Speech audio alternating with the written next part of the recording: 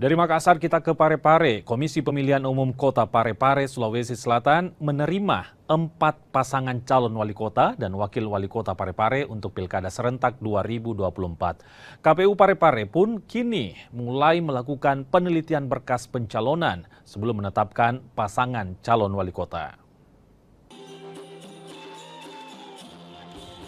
Tarian Padupa, tarian khas Sulawesi Selatan ini jadi pembeda di pendaftaran calon wali kota dan wakil wali kota Parepare, Sulawesi Selatan.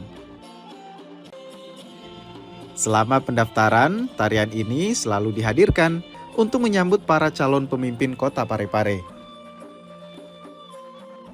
Tarian selamat datang ini memang sengaja ditampilkan demi membuat pendaftaran calon pasangan wali kota Parepare lebih meriah.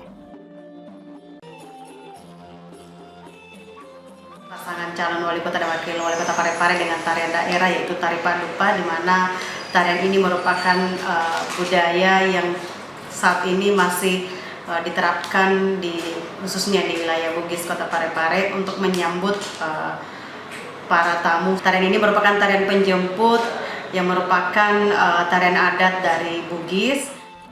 Selama 3 hari pendaftaran, KPU Parepare menerima 4 pasangan calon wali kota dan wakil wali kota Parepare. Mereka masing-masing Tasmin Hamid dan Hermanto yang diusung Partai Nasdem, PKS, PDIP, dan Partai Hanura.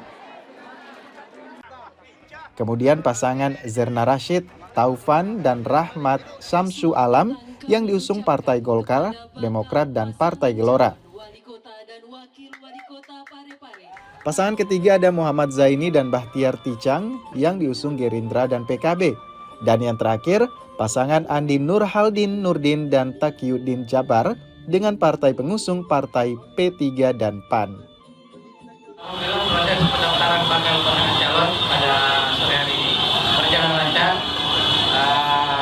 Memang harus kami lalui, durasi yang kami gunakan memang cukup panjang, tetapi itulah prosedur yang harus kami lalui karena harus mencocokkan dokumen yang diupload di silon dengan dokumen asli yang dibawa oleh paslon dan tim pasangan calon. Kini KPU Parepare akan melakukan penelitian persyaratan administrasi calon. Ini akan dilakukan hingga 4 September 2024 sebelum resmi diumumkan sebagai calon wali kota dan wakil wali kota Parepare.